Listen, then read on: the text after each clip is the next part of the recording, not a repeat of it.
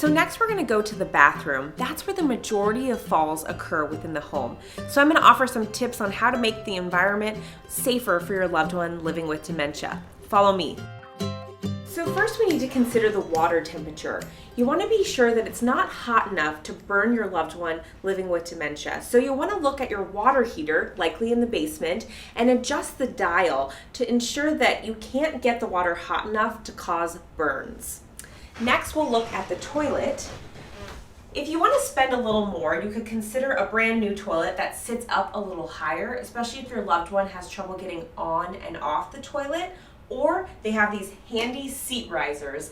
Easy to install. This one, you don't have to remove the toilet seat. There are some options that replace the toilet seat altogether. Another great option are ones that have a little more support and stability that come out almost like little handheld railings on either side, so your loved one can, push on and off of those railings when standing from the toilet.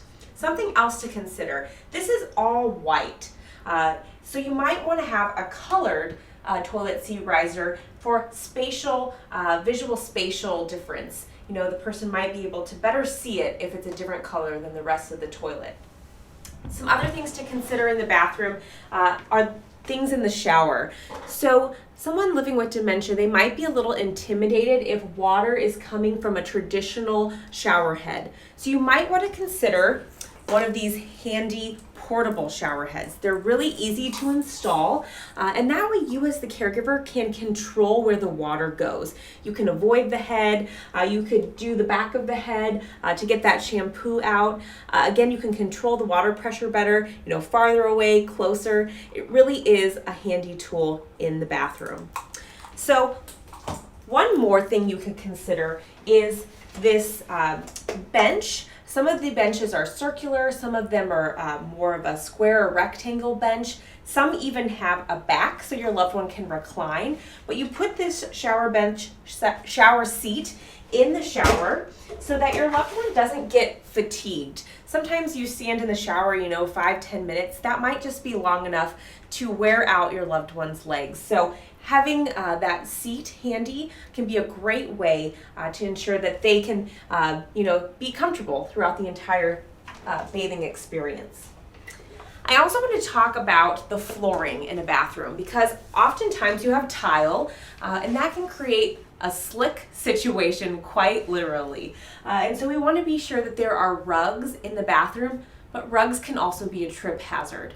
So you might want to consider some double-sided tape on a traditional rug. So you can get this in your local hardware store, and you can place the double-sided tape around all the edges and then place the rug on the floor. It just adds some extra security to ensure that that rug's not going to go anywhere.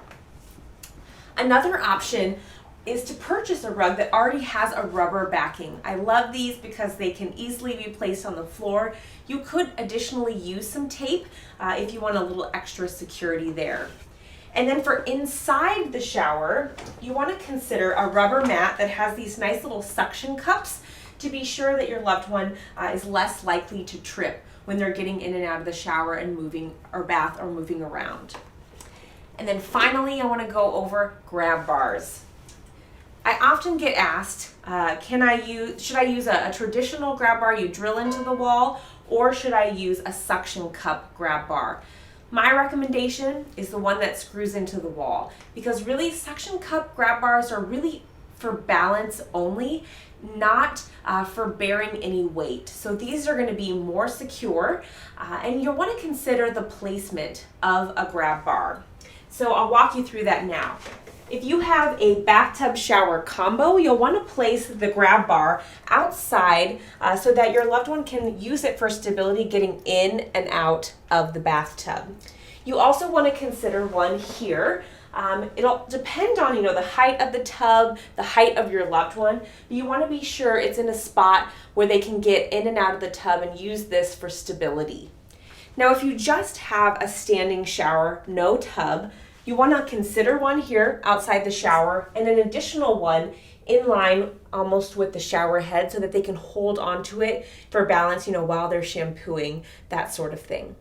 You'll want to consider grab bars too around the toilet. I mentioned earlier that you could have the toilet seat riser with the handles in a situation like this where there's no wall next to the toilet. But let's say there is a wall here. You could install a grab bar so that the person could use it when they're getting down on and off the toilet. And there's some other spots around the house that you might not consider a grab bar, but they can be really handy. So I'll go over that next.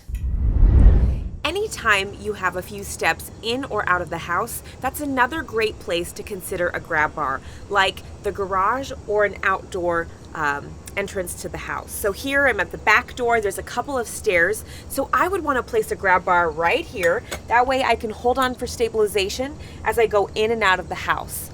And in the garage, if you're worried about space, they have these great grab bars that kind of come down from the wall. And then when you're done using it, you can put it back up against the wall to save some space. So no matter the location within your house, there are grab bar options that will fit any environment.